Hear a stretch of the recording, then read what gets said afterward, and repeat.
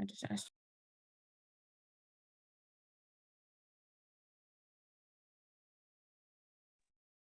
Good evening, everybody. Thank you for logging on to our webinar, Podcasting 101. Tonight, we have Sal DiVincenzo, sorry if I ruined that, Okay. from the Miller Business Center at Middle Country Library. Sal is a librarian at the Miller Business Center and at the Middle Country Library. And in addition to his duties, helping small business owners navigate the resources that help them grow their business, he is a co-host and producer of the Middle Country Public Library podcast. It's a lot of words, which is about to enter their 5th year with over 250 episodes. So without further ado, Sal, you can take it away for us. Great. Thank you so much. It's a pleasure being here tonight. And thank you again to the folks over at the college, the Entrepreneurial Assistance Center. I greatly appreciate you having me come down. And welcome to Podcasting 101. I am coming to you from our studio here at the library, and we'll talk about some of the equipment in a little bit, but it's a lot of fun and there's a lot of information to go over. But I just want to mention, if you have any questions, so please use the chat, and please don't worry about interrupting a very informal presentation tonight. So if you have a question and on a particular slide, please put it in the chat so this way I can address it in a timely manner. And we'll also do some Q&A at the end if that works for you as well. Okay, here we go. I always like to start off with some statistics. I'm a little bit of a data geek because I am a business librarian. So this is the percentage of consumers who have ever listened to audio podcasts in the United States between 2006 and 2022. And the reason why I like this graph is it pretty much shows you the exponential, I guess we can call it, growth over the first section of this chart, and then the continued growth between 2006, it was only 11%, and now it's 62% of consumers have listened to a podcast, and not necessarily a regular podcast, but they've listened to a podcast. Now, the number of podcast listeners in the United States is going to continually increase. So in 2017, we had 46.1 million listeners, and by 2024, we'll have over 100 million folks in the US listening to podcasts. And if you want to make money doing podcasts, there is money out there to be had. So you can see podcast ads are poised for growth. So by 2026, $4.2 billion will be spent on advertising in podcasting. And we're going to talk about how to monetize your podcast towards the end of this presentation. Now, the most popular podcast platforms in the US, you could probably guess it's Spotify and Apple Podcasts, followed by Google and Pandora. Now, most people who have an Android phone tend to favor Spotify for their music and their podcasts. And most people with an iPhone tend to use the podcast app on their iPhone. Now, we're going to talk about how you get your podcast to all of these distributors in a moment. So you have an idea for a podcast. Sure, I understand. Well, Siri thinks I'm talking to her. You have an idea for a podcast. You don't want to necessarily want to just jump in there. You need to someone's raising their hand. Are we okay, Jeffrey? Or is that? Yes. Can you hear me? Yes, I can hear you. Sorry to interrupt you. Is there a PDF download of the slide presentation? Yes, I will have a PDF download available. Okay, great. Thank you, sir. Sure, no problem. Okay, so if you have an idea for a podcast, you want to think about the following things. One, what will your show be about? You want to definitely define the subject and your scope. And, most people most people have grand plans for their podcast. I'm telling you, it's probably best to start simple. Okay.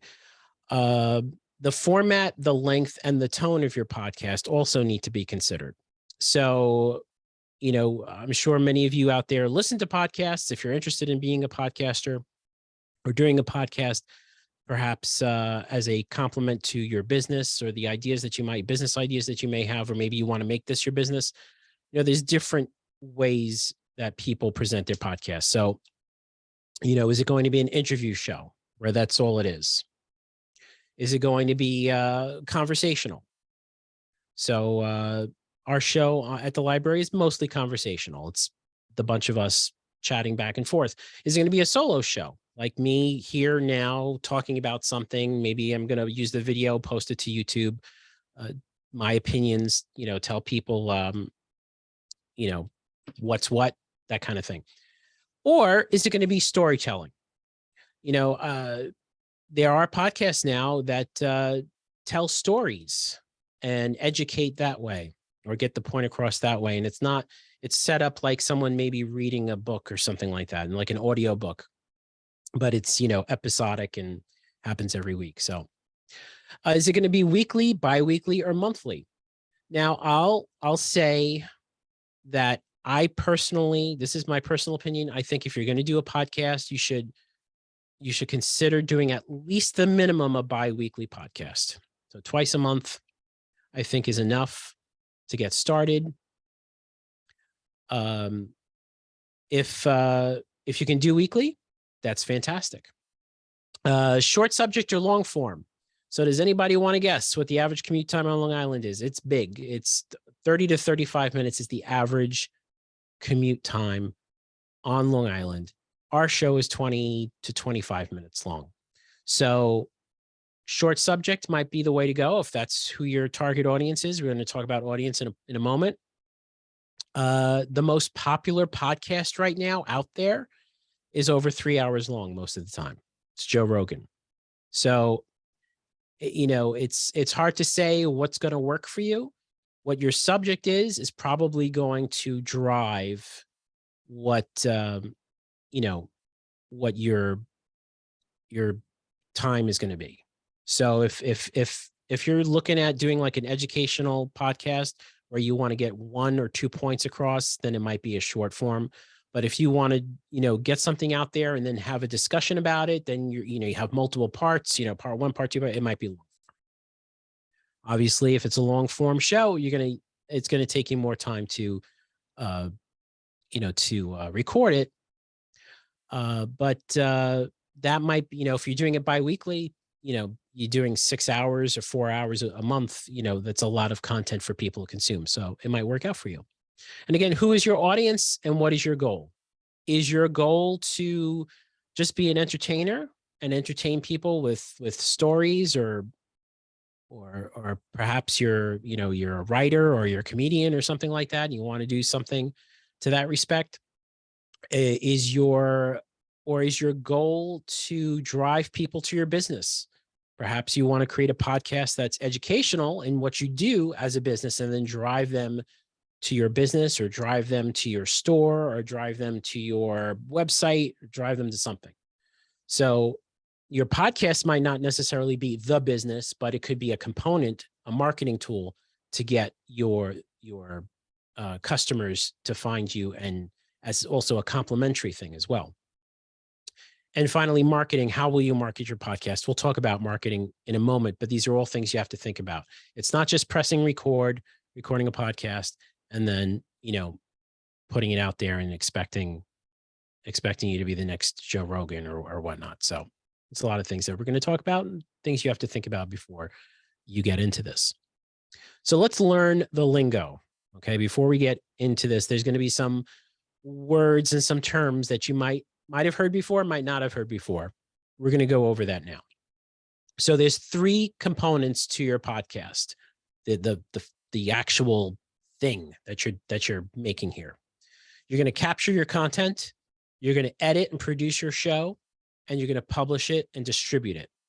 Okay. So capturing content obviously means recording equipment. So you're going to hear words like like I said, you've probably heard these before: microphone, mixing board, all-in-one smartphone. Okay. These are things that you can capture content with. So to edit and produce your show, you're going to use software. Okay. Most of you are going to use software. Most of you are going to want to use software. Most of you are probably going to want to put some music in your show. Most of you are probably going to want to maybe do this in sections. Most of you, like myself, make mistakes, a lot of mistakes. You may say a lot. You may say, I tend to say, a lot. I try to take those out. You're going to want to edit what you do and what you record. You're going to need software, and that's called the DAW, or the Digital Audio Workstation. And then finally, you're going to want to get your podcast out there. Okay. And that is going to require, unfortunately, in most cases, some money, some investment money-wise. Doesn't have to be a lot, but it's going to, involve that. And it's going to be the host, the hosting company, the hosting package, and the management of your show, the feed. Okay. So those are things that we're going to talk about. So we say recording equipment, we're looking at things like your cell phone. If you have a smartphone, you are halfway to having a show. We have recorded episodes of the library podcast on the smartphone, on the iPhone. The quality of the iPhone in a proper setting is actually pretty good. If you have the best practices of recording with the iPhone, making sure that you're speaking into the microphone, you don't have it like, too close to you, too far. You find that magical spot where it sounds pretty good. You can capture audio this way. You might not necessarily have an easy time editing the audio on your iPhone, but you can certainly record and capture the audio. So you can do that. You can get one of these microphones here. This is a USB microphone. It has the microphone with the wire, and the wire plugs right into your computer. Okay. So there's no boxes in between. The microphone does all the work for you. And then you just speak into it and you go right into your computer. This thing that you see here, this is the Rodecaster Pro. This is what I have behind me. This is what you're hearing me through right now, is the mixing board. This is an all-in-one. And meaning all-in-one in that you can record on this device using an SD card. You can mix on this device, mix down on this device using the faders. My voice is currently being processed by an Aphex audio processor. Gives it a little more deep voice, deep booming sound. It kind of makes it sound more professional. So you have that, and we're using these microphones, these are PR40, Heil PR40 microphones, professional microphones going into the mixing board. And then we record that way. So you can do something like that, or you can use one of these digital audio recorders that you see here on the lower right-hand corner of the screen here. So these have the microphones built in, or inputs for microphones. So you can get separate microphones, or you could use that as a recorder. And this is what those little tape recorders used to be, the little spy recorders in the movies back from the 70s and 80s, where the person would start and stop. This is the digital version of that. Obviously, the audio microphones on this are excellent. Okay. These each obviously have different costs involved. Obviously, we all know how much cell phones cost nowadays. They can get rather expensive. The USB microphone, a really decent one, is probably between $60 and $70. You might be able to get one on sale at Amazon for less than that. The Rodecaster Pro it's an investment piece. You're looking at maybe $600-700 for the Rodecaster Pro. Again, they do tend to go on sale at some places. And again, there's going to be that money involved, but it does everything for you. And finally, a digital audio recorder. A good digital audio recorder is going to be somewhere between $100 and $200. So there's different prices involved. I'll tell you, for us, we started out very simple with our equipment. We did not invest a lot of money here. You do not have to invest a lot of money to get started. The starting point is not going to be something that you have to invest money in.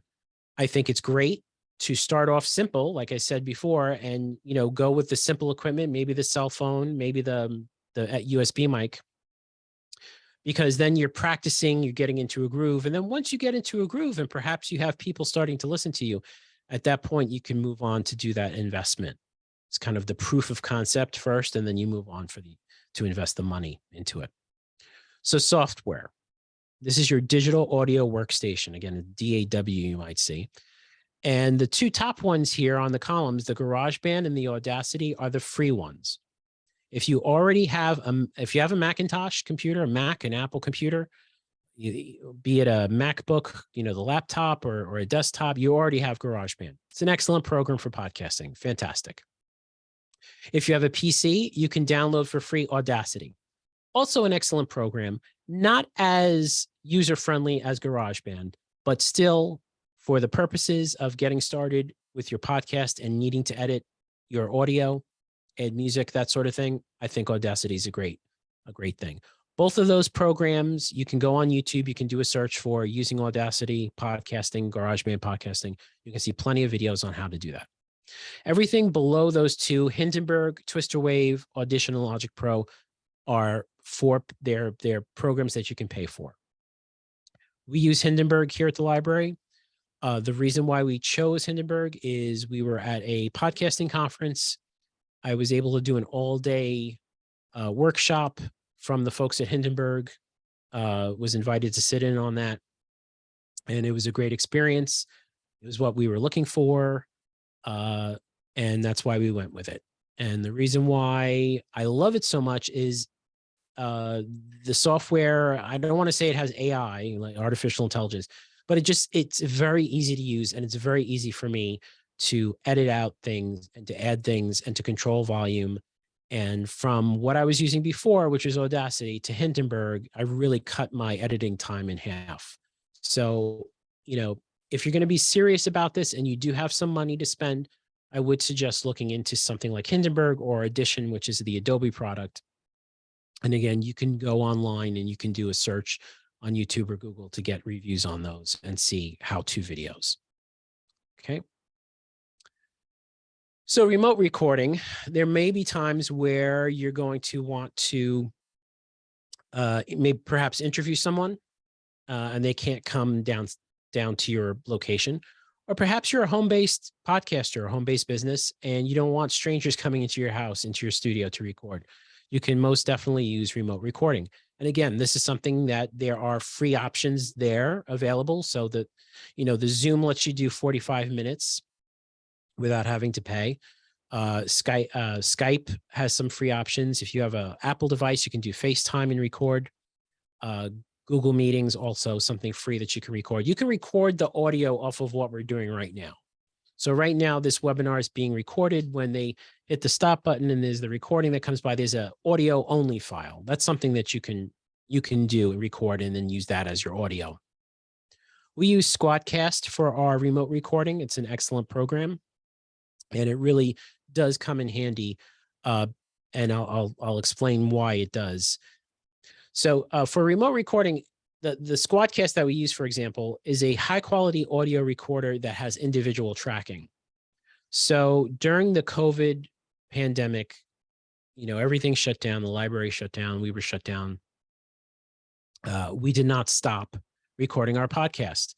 The last day before we all had to leave, before we all had to go home, I distributed microphones to my co-hosts. I said, here's the good mic. Here's the USB mic. We had microphones here at the time. I said, bring this home, plug it in. We're going to do remote recording. And we did. We used Squadcast. And what's nice about Squadcast is that each individual person is being recorded locally. We see each other on video. We see each other on the screen. We can hear each other. But everybody is being recorded locally on their computer. And then at the end, when I hit stop, it all gets uploaded to the cloud. And then we have, in this case, with the three of us, we had 3 individual files. Okay, this was one of our business podcasts that we were doing here with my colleagues. So those 3 individual files we would be able to download them, and then I would be able to edit the podcast. You line them all up and you edit. And what's nice about that for our podcast, when I was doing it with my co-hosts, Sarah and Nicole, Sarah has dogs. She's got a lot of dogs. And every time that dog would bark, I was able to take out the barking dog because it was only on her channel, only on her feed, not on our other feeds. So that's one of the great features about Squadcast. And on the right-hand side here, you can see this is a Zoom meeting just like we are in now, and you can record the audio straight from there if you want. So there are different ways to remote record. I've helped some patrons here at the library who've started their podcasts and successfully have done it using Zoom as their primary means of recording somebody, because they can be home or they can be at their office and they can interview somebody. That person can be at the other spot. And a little later on, we'll talk about how you prepare that person for the recording. But it's, you know, is the quality like studio quality? Not necessarily for Zoom, but it's a good start. It really is, and it's a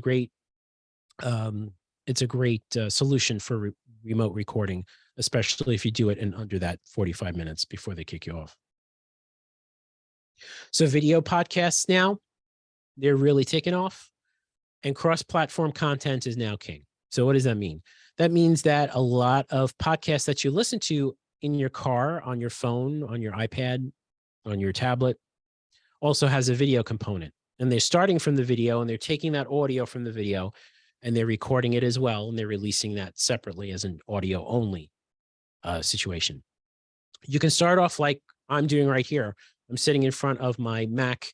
I have the camera on, I got the microphone plugged into the computer, and you can make that your audio podcast. You can do the podcast just like this if it's a solo podcast, like this gentleman is doing here in this picture. Or you can, you know, blow it up and do something fantastic and have multiple cameras here. You can see in this particular thing, they even have a set. They have, you know, physical background, you know, things and tchotchkes on the shelves and lighting and all that kind of stuff. So you can get really involved or you can get very simple. But right now, our podcast is on YouTube. It is not a video podcast at the moment. We will be going to video eventually this year. That's our next step. After our 5 years, we're ready for our close-up, so to speak. Much to the chagrin of my co-hosts who are somewhat upset about me wanting to go to video and them having to do, you know, we have to do makeup and all. But anyway, and lighting and whatnot. I have to dress up nice, but we're eventually going to that. But I do suggest to consider it, that it is a big part of the evolution of a podcast, and a lot of folks are doing video now. And it, again, does not have to be fancy. It could just be what you're seeing here now. Me in front of the webcam on my computer is discussing something if it's a solo one. So it works out well.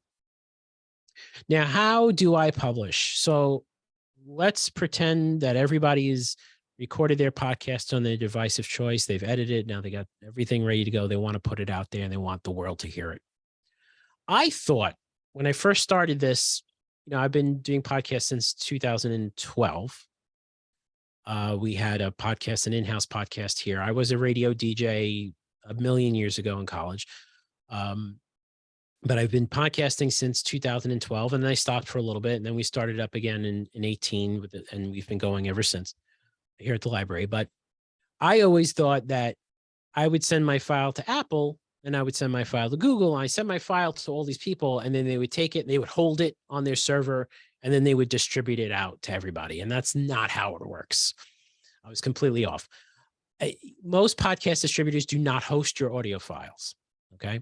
And the reason why I say most is that if you have like a company like iHeartRadio or Amazon, maybe they produce their podcasts in-house, and yes, they have their podcast on their server, but you're going to need to host your podcast somewhere else. And Apple, Google, Spotify, iHeartRadio, Amazon, etc., they're only directories. They're simply directories. You have your podcast sitting on a server somewhere with a host. Okay. And Google and Apple are looking at that server's list, the file, and they're picking out where the files are. So it's simply a directory. You will need to host your audio with a hosting provider, or you'll use a web hosting provider, like literally putting the file somewhere on your web server. Podcasts are distributed via something called RSS, which is really simple syndication. And using a podcast hosting company may incur costs, but in many cases, it'll be a turnkey situation in the sense that you'll log in to your account, you'll pick the file you want to upload, you upload it, you put the description, maybe do your show notes, maybe add some pictures if you want, and you hit post, and then your podcast hosting company will distribute it across all the platforms. So this morning we had our episode number 258 go up on our podcast. Yesterday I finished it up. I created the schedule. I scheduled it for this morning. I, added all the show notes, whatnot. I said, schedule for this morning at 7:05, it went out. And then all the different services, Apple and Google and Spotify and TuneIn, they all got the podcast. They grabbed it from my host, and then they're showing it to the world. So when I click on the podcast, when I tap on the podcast on my phone, all that Apple has is the address of that episode. That's all it is. And it goes like a website. It goes to that file, and the file gets delivered to the device. I used to have to write the XML file, which is the code, because initially when we first started this podcast, we had it on our web server here at the library. So I would upload the file to a directory on the library, on the library server, and then I would have to write every week a new file section, a new episode, or every new episode had to have everything. It had to do all the iTunes and all this kind of stuff, and I had to go through the process of being checked. And if it wasn't good, if it was bad XML, I had to go back and see why it was bad. And I had to use, qualifiers. And it was a mess. It was an absolute mess. I did it for almost a year that way. And then our very supportive administration said that we can go out and we can get a hosting package. And the hosting package, as you can see, is much different. If you know how to use Facebook, if you know how to use Twitter, if you know how to use Microsoft Word, this is going to be very easy for you, because you just click on the file, you click on this button, file to upload, choose file to upload, you pick the file off your computer, you write the title, the description, you choose what social networks you want to post it to, because a company like this Podbean, which is the company we use, will post it automatically to our Facebook and our Twitter if we wanted, or YouTube. And then it creates this nice little embeddable player with the code, and we can send that embeddable player to maybe our website or to Facebook or whatever. It's very, very easy, but there's a cost involved. Podcast hosting companies are plentiful. There's many of them out there. Again, I'm not saying that you should go with our company, but the company that we use is Podbean. They're very affordable within our budget. They're not as fancy when it comes to statistics and such, but they certainly get the job done. We've been with them now it'll be 4 years that we've been with them.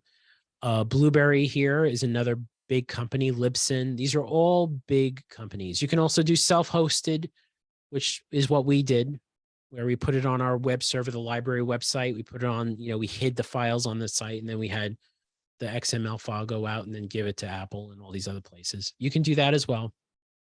But I do recommend considering a podcast hosting company. Now, the average price for something like this is about $19, but that's the average. Most likely, you're going to find something in the $9 to $10 range per month. And if you pay in advance, they might even give you more of a discount. And what that will include, it'll include your episodes. If you do a weekly episode, if you do a bi-monthly, bi-weekly episode, most likely you're going to get bang for your buck there.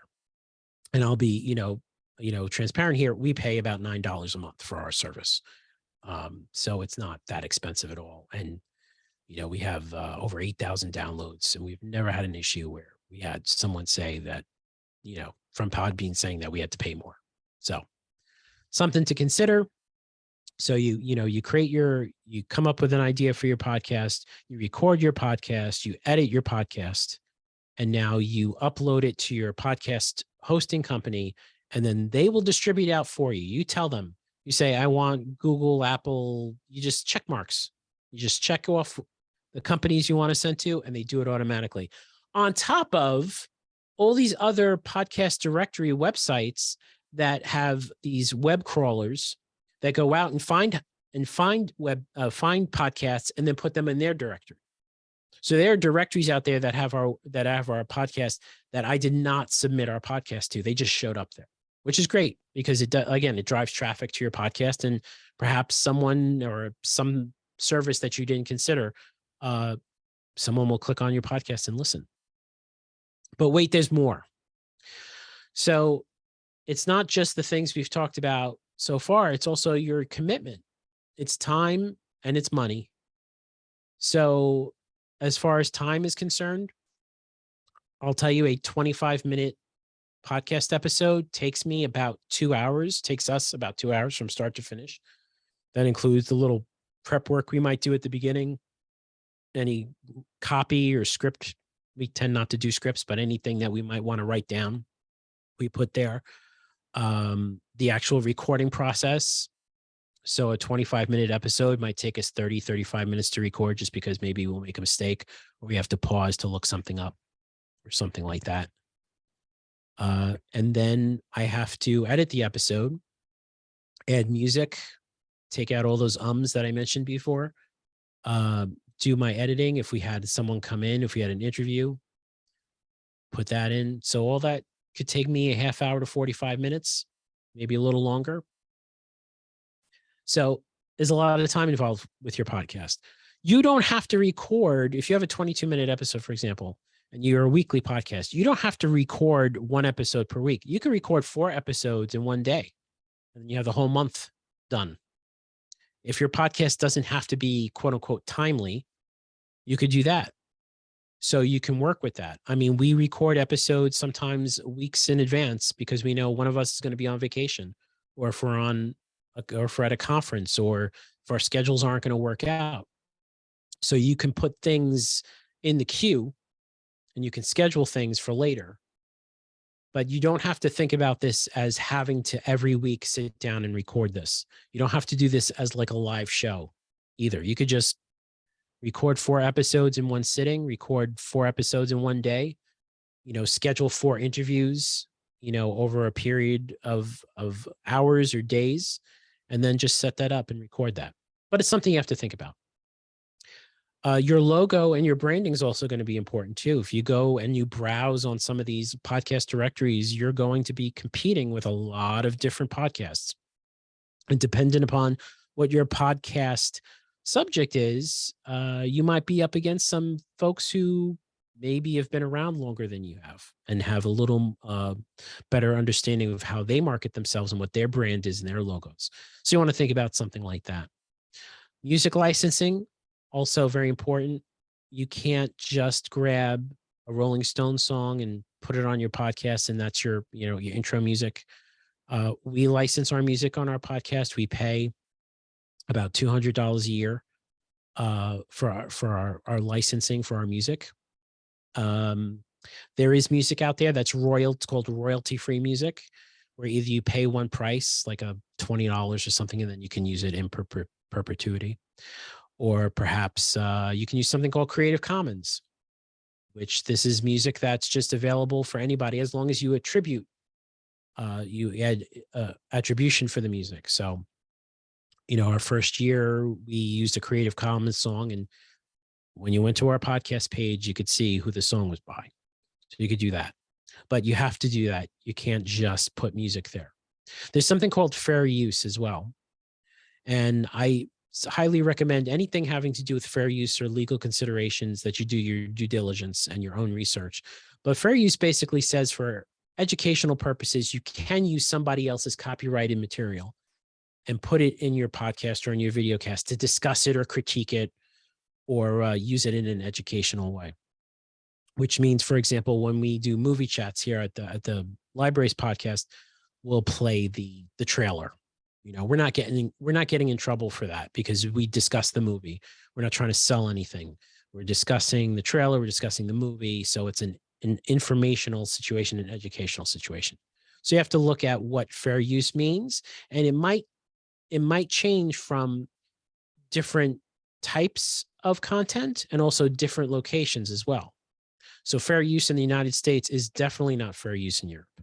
So you have to think about that. And also I mentioned here legal considerations and it's some people get nervous about it, but not necessarily thing to get nervous about, but let's take, for example, that you interview somebody and you pay them. Okay. You give them an honorarium, or you say, you know what, can you come on my show? I'll pay you $50 or $25, even whatever. Okay. So you're hiring them in a sense to be on your show, and you record that show. You might want to consider some sort of, boilerplate contract or a form that they fill out that basically says, I'm paying you to come on my show, or even if you're not paying them, you're coming on my show, I'm interviewing you. I can use this show for as long as I exist as a podcast.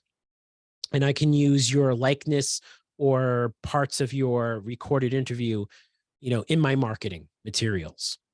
And you can't come after me. You can't say, well, 2 years later, I see this episode's, blowing up now. I want more money. No, you have to think about stuff like that. So legally you should look at that. And also whatever your subject matter might be, you have to be careful about what you talk about. You have to tell the truth. It can't be necessarily your truth, but the truth. And you have to make sure that you're covered, that you cover yourself. So you definitely don't want a situation where there's libel or anything like that. Or if you say something and then someone's going to call you out, you want to legally be prepared for that. And again, this is all stuff that you really should do your due diligence on and research, but I wanted to mention it here. There's little things you have to think about. All right. Do we have any questions before I go to the next section? Because do you need to use a hosting platform is a question.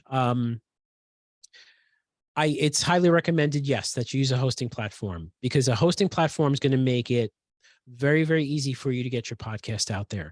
If you do not have a hosting platform, then you are going to have to, like I said, you're going to have some form of web space or server space, which will require your file to be included on the site. And then you're going to have to create what I showed you before, that file, and put that file somewhere, and then tell all those places, Apple, Google, where your file is.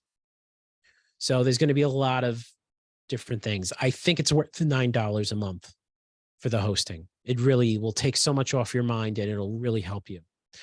Let's see. You're welcome. Rhonda, hello. How are you? Can you tell me how to get music licensing? Well, there are different music licensing companies out there. We use something called stockmusic.net.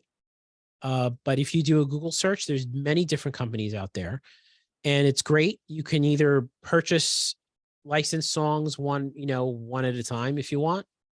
And, they'll either be like a couple dollars, or they could be $10 or $20. Or you can do what we do, is we get a subscription that allows us an unlimited access to their library, and for a whole year. And we can use that for certain things. All the things that we're going to use it for are allowable with our package. So we're allowed to download the songs, post them, put them on YouTube, put them on Facebook, put them on our show. So yes, if you just do a search you can also do a search for royalty-free music for podcasts, royalty-free music for YouTube. And believe it or not, if you're doing videos only, YouTube has a whole section on their editor of royalty-free music that you don't even have to license. They just allow you to use it. Next question. How do you determine topics for the podcast? Well, that's up to you. Okay. So you're going to come up with the idea, and you don't necessarily have to be original. Okay. Because I'm sure somebody's already done what you're thinking about doing. You just have to be good at it. And you have to be smart about it, and maybe clever about how you market yourself. So as far as the topics are concerned, right off the bat, you should do what you know. You should start off with things that you know, things that come easy to you. Also things that you're passionate about. If you're listening to a podcast and someone is passionate about what they're talking about, you are going to be captivated, and it's going to come off as being very good. Okay. If you're not passionate about it, it's going to be you reading a script. It's not going to be very, very good. Okay. So I hope that answers some of those questions. Is there a way to get feedback from your audience each episode? Yes. That's a great question. And I might mention it actually later on in the presentation. But podcast hosts will always have a means of some sort of comment section. If you post your podcast to YouTube, there's a comment section. We always say at the end of our episodes, if you have any questions or if you want to stump us as librarians, or if you have any suggestions, email us at podcast@mcplibrary.org. So you have email that you can do that for. And then the majority, if not all, of those apps that allow you to listen to podcasts also allow you to rate those podcasts. So that is a way that you can get feedback. Now, if you're looking for demographics, okay, if you're looking for demographics, then your podcast host, even with the minimum package out there, will give you the demographics. So you'll at least know, which episodes are doing better than other episodes, how many downloads you have, how people are listening to you, and where they're listening to you. So you'll see like a map and it'll show you. Okay, you have listeners in California and New York, that kind of thing. So an example, let's say you have an idea for your podcast. You want to write your episode outline, okay? So you want to write any copy that's important to you and your audience, okay? So if there is something that you need to get across in your 25 minutes or your half hour, you should write it down. You should have it in front of you. You should have it ready for you to look at. So this way you get that out. Okay. So websites, telephone numbers, events, disclaimers, whatever you want out there, your product that you're selling, if that's what you're doing with your podcast, you want to make sure you write that down and you have that and you learn it. Okay. You want to schedule your time appropriately for recording and editing. And I mentioned this before, and just to get into it again, it's not just hitting a button, recording, and then stopping and then posting. In a lot of cases, you're going to want to edit your podcast. So you got to think about how much time that's going to take you.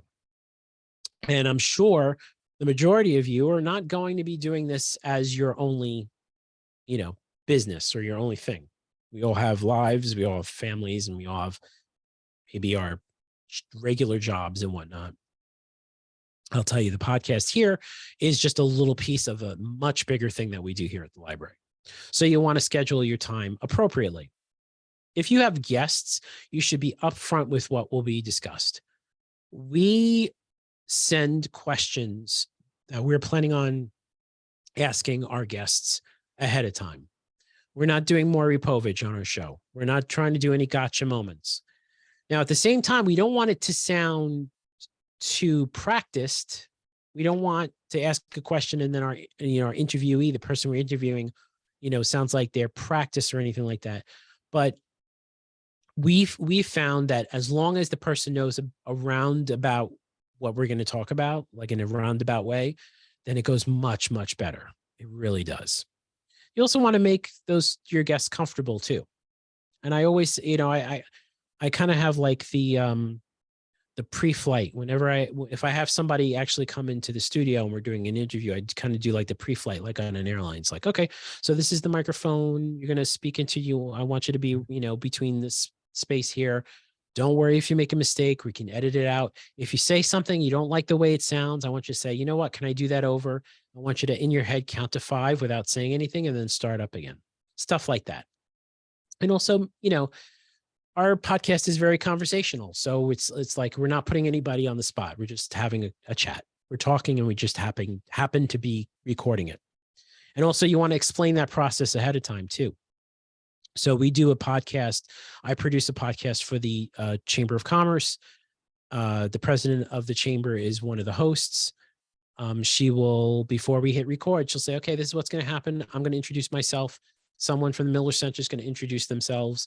There's going to be, we have a thing, we do a little thing. We talk about what the show's about, and then I'm going to introduce you.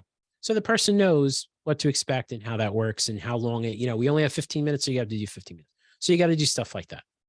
And it really does make the whole process much more smoother. And if remote, make sure their equipment is up to date, working and compatible. If you're doing a remote recording, you want to make sure the person on the other end has equipment that can handle that. So their computer is not 20 years old and their microphone is, a little stick, or they're using the microphone, from the dark ages or whatever. And if you're doing a telephone interview too, please tell the person, look, please let's not do this interview in the car.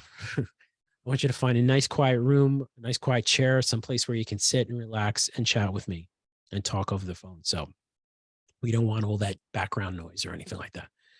And you know what? The people that you interview are your first advertisers. You want to make sure that they let people know that they're on your show. Some of our more popular, most downloaded episodes are episodes that we interviewed someone and they told everybody on their Twitter feed to listen. So, they tell two friends and they tell two friends, hey, listen, I was on this person's show. You should go listen. And maybe they'll subscribe. Maybe they'll like what they hear. And a lot of times that's what happens. And that's how things go viral and that's how things grow. So best practices, your equipment. Speaking into the microphone is very important.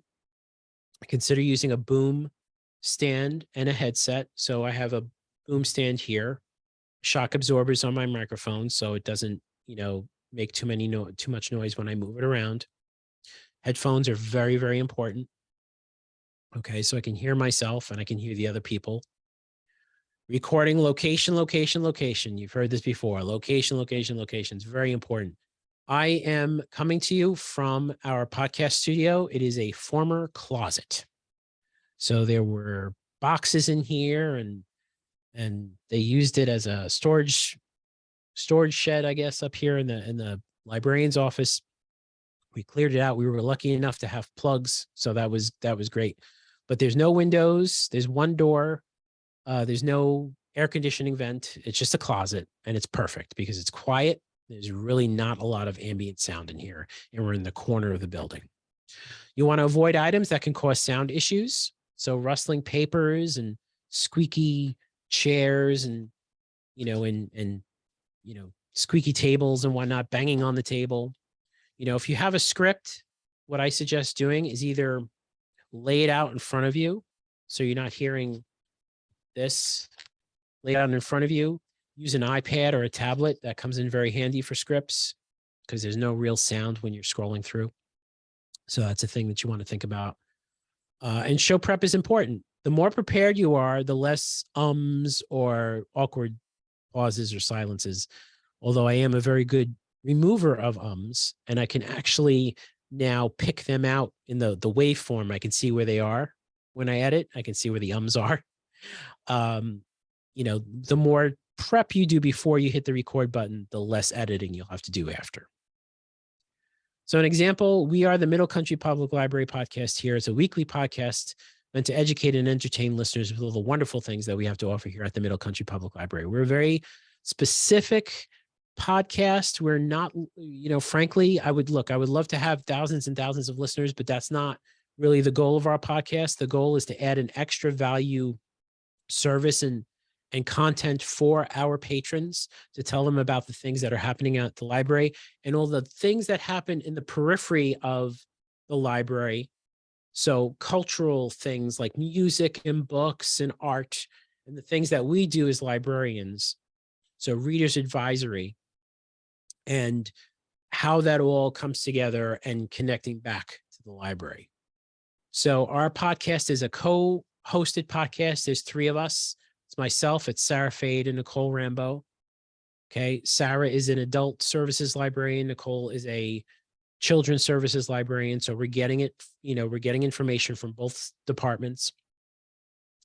It's co-hosted, conversational, and segmented. We segment it out. So every week I do an introduction. I do any housekeeping. Sarah had something she wants to talk about. She'll talk about for 10 minutes. For 8 minutes. Nicole has something she wants to talk about for 8 minutes. I interject with them. I tell some dad jokes. We put it all together. And that's how the podcast works. On average, it's a 20-minute show. Some episodes are 16 minutes. Some episodes are 28 minutes. It falls within that point there. We do new episodes every Thursday. And we started out very simple and we worked our way up to more sophisticated equipment. When we first started this podcast, I just looked through this building and I, in our closets and our tech department and whatnot, and I found these like old microphones and I found an old mixing board and we put it together and we plugged it into a computer. And that's how we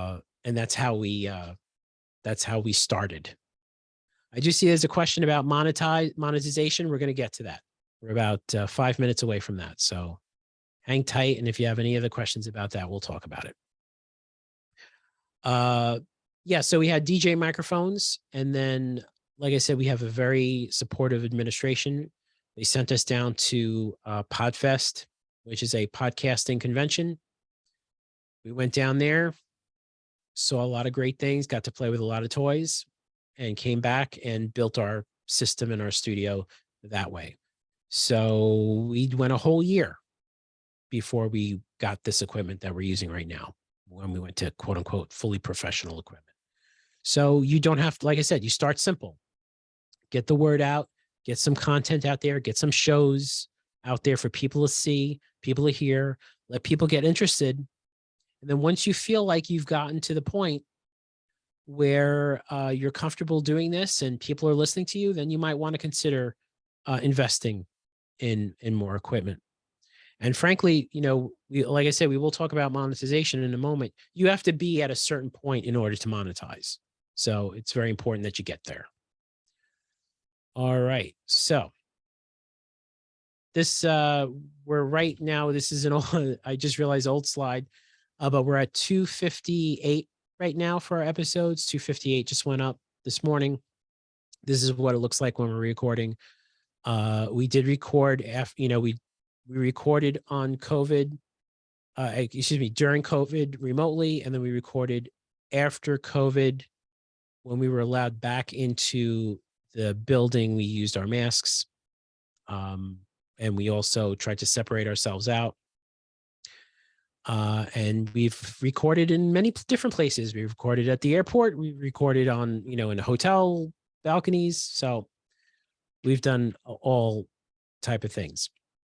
Just a couple of questions here from Facebook. Is training required to edit a podcast?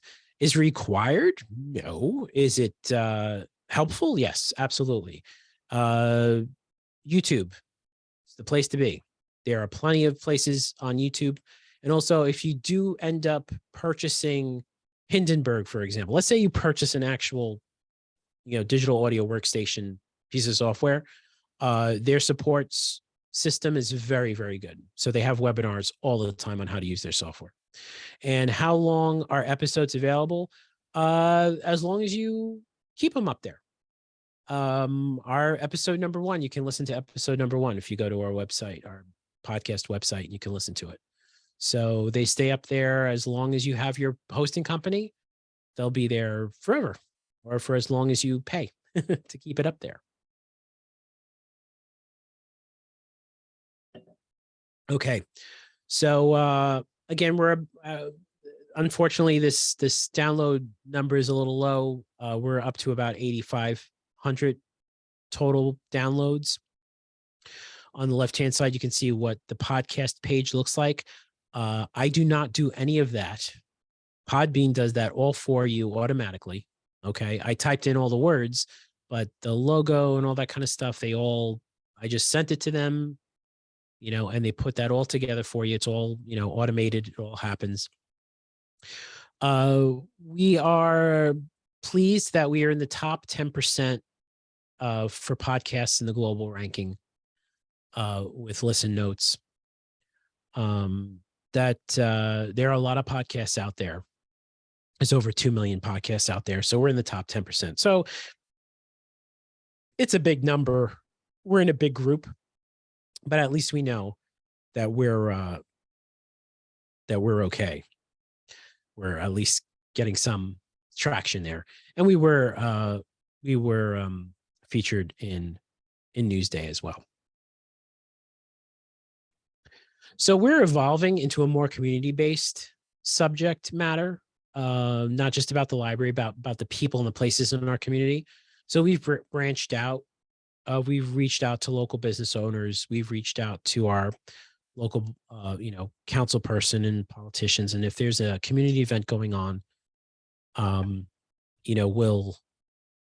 we'll bring it up and talk about it. And it is necessary.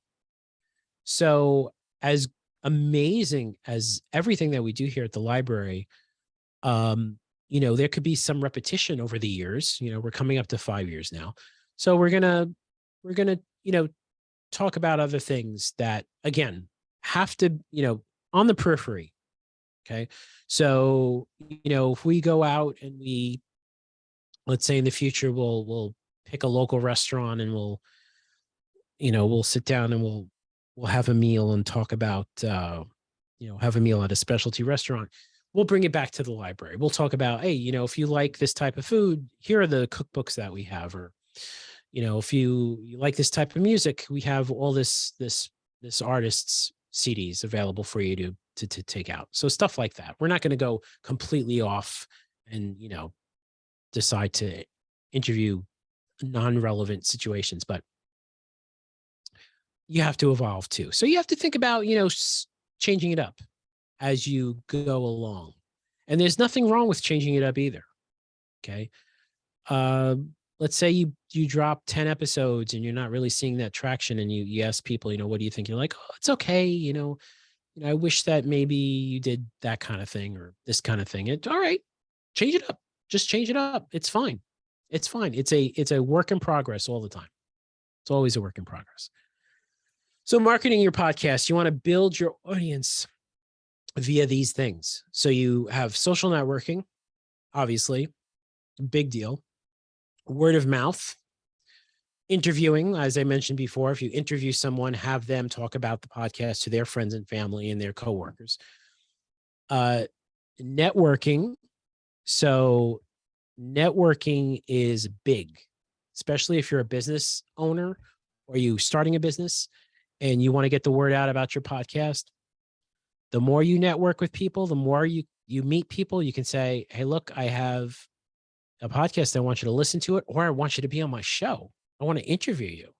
That's how you meet people, and that's how you get those contacts. So networking is important. And also, if you have a website already, you want to put on your website, somewhere on your website, a means to get to the podcast. Or if you have a hosting company that does this, and most of them do, you can just embed your podcast, the latest episode, right on the homepage. And folks can just click on it and just listen to it right from there. So connect with your audience. Someone asked before, you ask for feedback.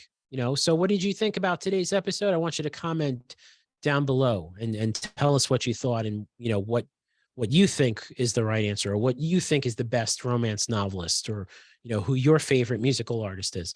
And solicit reviews too. You could say, look, review us. If you're listening on iTunes or Google, give us a review, add a few stars to your review, and also interacting as well. So we had someone comment on YouTube about something we were talking about. We thought it was a great idea. And 2 or 3 shows later, we did it. We did what they were talking about. So that interaction there, and we mentioned the person's name, the username, obviously, but we mentioned the person's name. So stuff like that is a great way to market, connecting to your audience. We also have marketing materials. So we have, flyers, digital signage that we put up about listening to the podcast. These things in the middle here are actually the front and the back of a bookmark. And what we do with those is we randomly put them in folks' holds. So when you reserve a book at the library, we put it on a hold shelf. We put your name on there. So every 4th hold that we shelve gets one of these bookmarks. So the people take it out and like, oh, look, there's the podcast. We made custom business cards for us for the podcast. So when we are networking or when we are at a conference, we can whip those out, give it to the person, and they have the podcast email and the podcast, a link to where they can get the podcast. And also anything that we do that we want to do something maybe special and talk about it on Facebook or Twitter, we would make like a post image here for like episode 55, for example. We did a movie chat for this movie, Mandy. So it was a rather spirited discussion about the movie. So we put it on Facebook. So stuff like that is important regarding marketing your podcast. Also, again, so our audio is on YouTube. It's audio only. So someone sees the YouTube video on the channel, they can click on the audio and put it through, and they listen to it on YouTube. We found, this all happens automatically for us because we use Podbean, so they'll automatically upload it to YouTube. But we found that the basic template, like the default thumbnail, is just basically the cover of the podcast and like an audio file image, and it just says the episode title. So in lieu of that, we started using Canva, which is a online software package, like a design package, to create thumbnails for our YouTube posts. And we saw a 50%, maybe a little over 50% click-through rate engagement on our episodes after we did that. So if we were only getting 10 views, we were getting 20 views now with the thumbnails. So we put the thumbnails on there, and you can see these are some examples of the thumbnails that we use. And, we have the logo, we have the episode number. So that also is important when you're dealing with that. Oh, we have a question. Can you create a QR code for your podcast? Absolutely. QR codes are just basically links to things on the internet. So you can most definitely do that. When you're using a podcast host, every episode has a web link. So you can either create the QR code for that episode, or you can create a QR code for the entire, the show. So you could do that. Absolutely. And be creative with those QR codes too. Maybe you put like a microphone in the middle or the logo or something like that. They work out pretty well. Okay. So monetization. Let's talk about money. So we'd all love to make money on our podcasts, but the real question is, are you ready to make money? Now, I'm not saying, are you ready to like accept money or make money, or, we're all ready for that, right? I don't know why I picked the wrong lotto numbers last week, and I'm not a billionaire, but I'm not talking about that. I'm talking about, is your podcast in a position to turn on the monetization? Okay, so we're going to talk about that. Really quick question: how do you create QR codes? Just do a Google search, create custom QR codes. Is free ones on there. And I think maybe even like Microsoft Word might actually have a plugin that you can look that up for QR code. But yeah, just Google that and you'll be able to do it. Okay, so first component of monetization is advertising. There's different advertising now here. So you have like post-read advertising, you have programmatic advertising, and YouTube advertising. Okay, so advertising works well when you have a high download rate. Okay, so you have to have a lot of engagement in order for this to pay off. Now, YouTube advertising, which we'll talk about specifically, requires at least 1,000 subscribers. So if you don't have 1,000 subscribers, then you can't turn that monetization on. And if you want to make meaningful money, quote unquote, meaningful money, you have to have at least 10,000 listens or 10,000 views on YouTube. And the more listeners, obviously, the better chance for higher ad revenue. That's the YouTube component. Now, advertising, as far as like, if you do like a host read ad, like an in-show ad, you need to show your advertiser, the person who's paying you for the ad, you need to show them that you have the traffic and you have the listenership. So again, you should have at least, over 1,000 downloads within a certain period of time. I'm going to say a month is fair. So if you have 250 downloads, doesn't have to be listens necessarily, but 250 downloads of an episode or of your podcast, then I think you're in the range of being able to, charge an advertiser for you to do an ad on the show. And from a programmatic aspect, you can create, you can be speaking about something and you can say, this episode is sponsored by such and such, and it happens to be what you're talking about on your program. So if you're talking about cybersecurity, maybe you have ExpressVPN is your advertiser. Okay. So the advertiser pays you, and then you put the ad and you read the ad. Okay. So all involves more research. It involves, contracts and all that kind of stuff. Okay.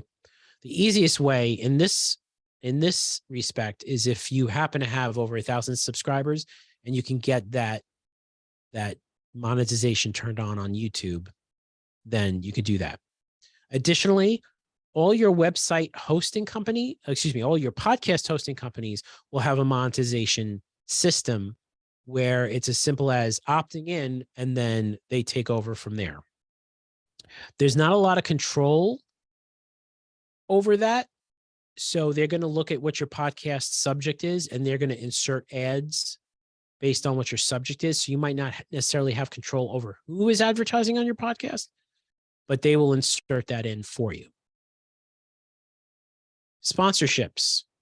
Okay. So this is nice because you don't need a minimum number of downloads. So if someone sponsors you, most likely they want you to mention their product or service. So you're going to do something called URL sharing or offer codes. So, today's sponsor is, Apple. Visit apple.com/my podcast name for 10% off your purchase. Never will happen. Something like that. Okay. And the sponsor is acknowledged by the host, so it may be at the beginning, at the end. So you're recording it, you're baking it into your episode, and you're doing cross promotion on social media as well. So you're posting your episode on Facebook and you're saying this episode was sponsored by, ABC Carpet, click here to visit their website. And the brand should be complimentary. Okay. You don't want to put your competition on there. If you're a business and you're selling widgets, you don't want the other widget company to be the sponsor. But if you're doing maybe like a health and wellness podcast, maybe you're sponsored by a local health and wellness company. Okay. And I always say this, if you're going to do a product or a service, you really should use that product or service. You should at least test it out. And if you're a regular user, and again, it all goes back to that passion, to that truth, where you can truthfully say, you know what, I sleep in this bed. I highly recommend this mattress. They are sponsors for my show. Another component for monetization is membership. You might hear things like Patreon or supporting cast or subscribe, become a member of this channel. So for something like this, you should have at least 500 downloads per episode, and you must have more content to offer in addition to your main show. So something like Patreon, okay, is something that people pay for per month. Maybe they pay $4 a month or $3 a month. It's usually not a high rate, and it's usually tiered too. So if they pay $5 a month, they can listen to your shows just like everybody else can listen to your shows. But then maybe you have an after show, or maybe you have an extra half hour of interview that you post on your Patreon or you post behind a paywall. And as long as they're members, they can hear that stuff. So it's added content. Okay. And community engagement can be beneficial for this. So if you have like a members only forum, for example, so maybe they go to your podcast website and then they can click on the forum, and then people can sit in that forum and discuss your show, but it's only for members. So you have to pay the $4 a month in order to access that. These are way down the road though. Okay. So if you don't have the podcast yet, you still got a ways to go before we're talking about monetization. but it is possible. And these are the things you have to consider. Merchandise, apparel, meet and greet, events, that sort of thing. That's also a way that you can make money. This works best, however, with an engaged audience. Engaged meaning really, I don't want to say super fans, but people who really dig what you're doing and they wouldn't mind buying a sticker with your logo on it and slapping it on the back of their laptop or their book or something like that. Okay. Or they maybe will wear a shirt that has the logo of your podcast. You got to weigh the costs though on that kind of stuff. So if you're selling, if you're selling a shirt or a sticker or something like that, make sure you're making some money when you're doing that. Okay. You don't want to give that, stuff away necessarily. And also speaking opportunities. So, we've, as podcasters, we've gone places and we've been interviewed on other podcasts about our podcast. We've gone to conferences, as librarians. We've gone to conferences and talked about starting a library podcast. We've been, we've done programming, stuff like this, for example, me talking to you tonight, stuff like that can lead to connections and sponsors and money eventually down the road. So all that kind of stuff is very important to think about. Finally, podcasting conferences. So there are a number of podcasting conferences out there. And like I said, we go to PodFest every year. I'm heading down there in less than a week with my co-host. And it's in Orlando. The PodFest is in Orlando. So it's kind of nice, a little warmer weather. But we learn so much going down there. We really do. And what's nice is that we're not just learning for ourselves, but we're learning for the library. Because I will tell you all now that very shortly we will be opening up to the public for use our podcast studio. And that'll be here in our Center East building. And eventually we will give you some light training on how to use this equipment. And you will be able to reserve our podcast studio to record your podcast. So rather than if you want to try this out, you want to see what it's about, you're going to be able to do that. I don't have the details yet. I'm so sorry, because we're still working out some of the legal issues and some of the appointments and the appointment system and whatnot. But if you are interested, you can, I will put our website here in the chat because we will announce it on our website. It's mcplibrary.org. And I'll also put my email address. If you have any questions or if you want to touch base with me, maybe a month from now, I would say is a good time. Drop me an email. DiVincenzo@mcplibrary.org. Yeah, drop me an email and ask me what the status is, and I will tell you when we're going to be taking doing training and when we're going to be taking I think I might have done direct message here. I'm sorry. My thing if it's not letting me change. I don't know. I think I sent that to EAC, whoever EAC is. Can you maybe copy that and paste that? Because it's not letting me. Oh, wait, here we go. Can I save? Okay. No, it's not letting me do that either. I can't change. It says direct message for some reason. Anyway, it's mcplibrary.org is the website for our library to find out when we'll announce the studio. My email is divincenzo@mcplibrary.org. And our library, thank you so much. Our library website, our podcast website is mcplpodcast.com. A question from Facebook: how do you know what to charge? That's a good question. I think if you're starting out, you're probably not going to want to charge too much for a sponsorship or whatnot. There are a number of resources out there for you to look at to see how other people are doing it. I'll be honest, the podcasting community is fantastic. They really are. I would find a podcast that you're comfortable reaching out to and ask them directly, and they'll tell you. Plus, the podcast hosting companies, they'll tell you too. They'll give you an idea.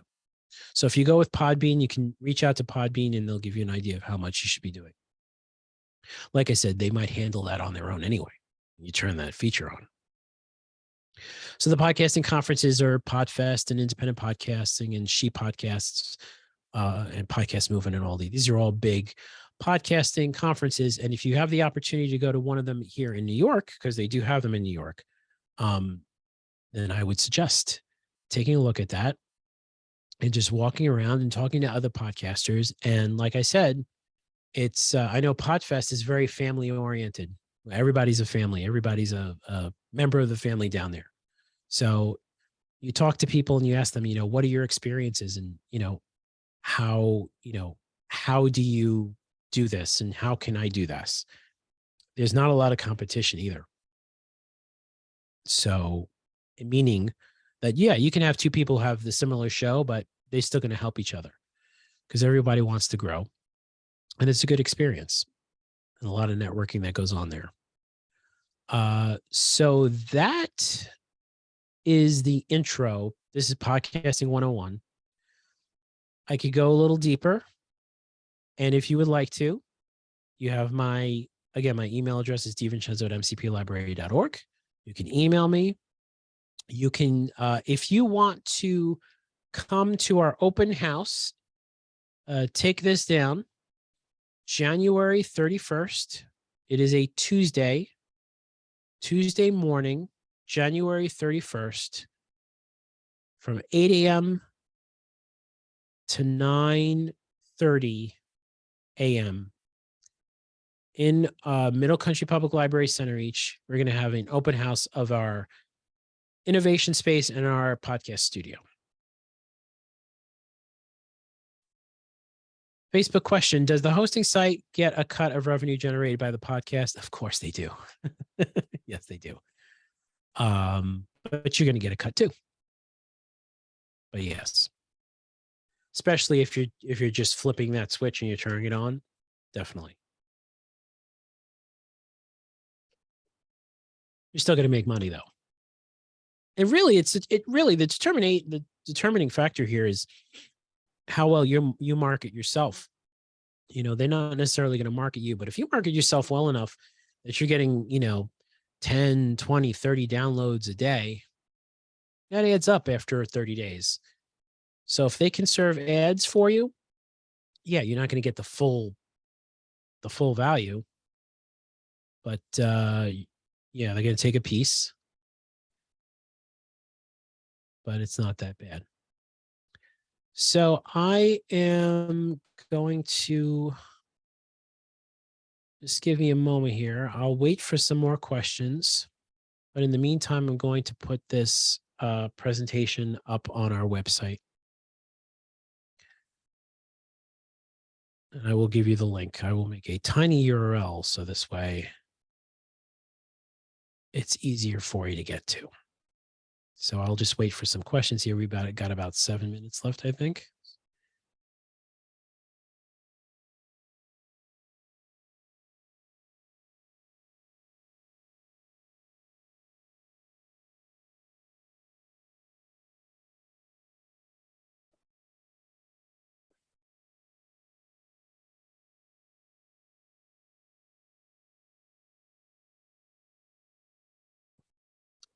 Any questions?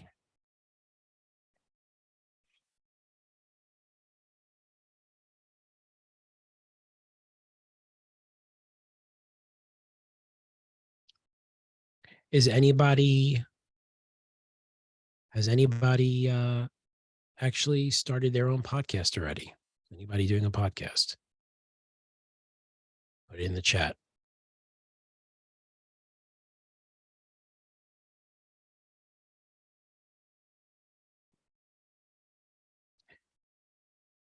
Radio show that was on 6 stations.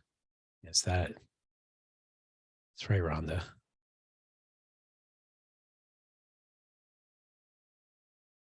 trying to still need a mixing board. Okay, so let's talk about mixing boards really quick. So if you go to Amazon and you do a search for podcasting kits, you can actually find some pretty good stuff. It's not going to be the Rodecaster Pro, but it's going to be pretty good. I think it'll sound fairly well.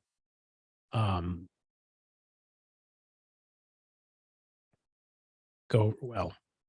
I'm sorry that I completely forgot to add the English. We did this in Spanish the other night, and I put that up there, and I forgot to put the one up there. So it sounds like some of you have radio experience, and this is really going to be, it's really the logistics of just getting set up as far as the,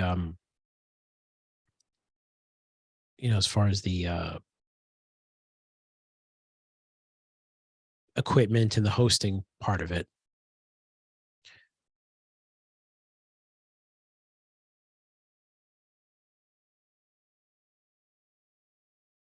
All right, we're going to get this up here now. It's going to be a PDF file.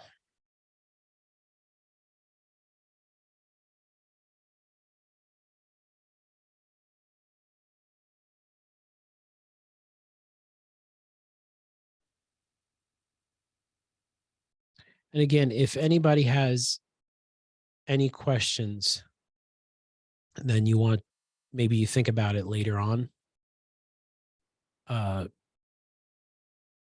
you can definitely email me.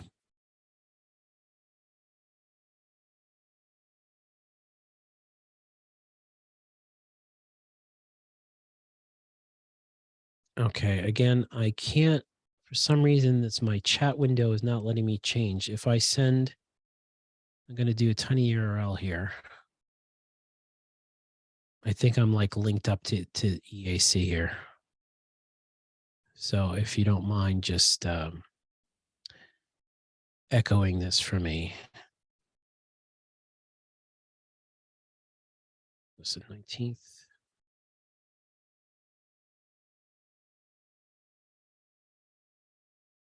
All right, here it comes.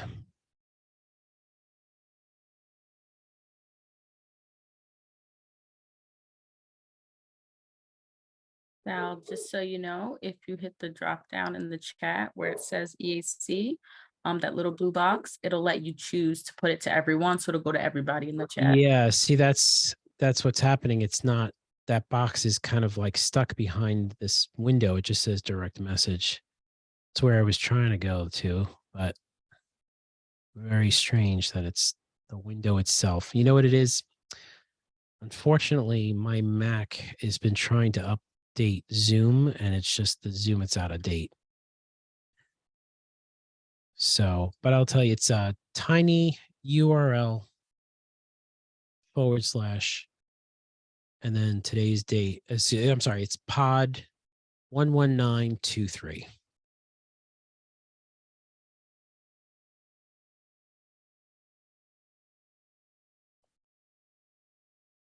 So yeah, Rhonda says walk-in closets work really well for soundproof rooms and blankets too on walls. Yep, absolutely. We're just about ready to put some soundproofing on the studio downstairs that we're going to open to the public. We got special acoustic tiles that are on order. So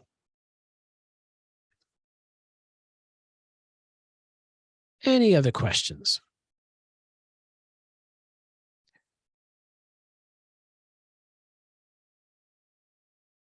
So I want to thank Jennifer and everybody over at Suffolk. You guys have been great. I really do appreciate letting us here at the Miller Center be involved with your program and letting me speak tonight. I'd be happy to do it again someday. And thank you all for coming tonight. Hi, thank you so much, everybody, for coming. Thank you, Sal, for coming. We do have a comment in the Q&A that says, great presentation. Thank you. Thank you. really enjoyed the information you've given us, and we do and would look forward to working with you again in the future. Great. I'm gonna give another minute just to see if we have any chats on, any questions on Facebook. But I think we answered all of our Facebook questions and the links were posted there as well. Great. So we do have upcoming webinars next week. Next week, we will have Doing Your Business Online with Square. So look for those emails to register for those. And if you have any questions or need to contact Sal or any questions like that, you can always contact us. I will put our email and our phone number in the chat. And I had already put our YouTube, our recording will be up there. It's also on our Facebook. Let me just get our phone number in here. And you can always contact us with any questions and we will point you in the right direction. Thank you so much, Sal. Thank you very much. You have a great weekend, everybody. Enjoy. Thank you. Good night, everybody. Night. Good night. Good night. Thank you. Thank you.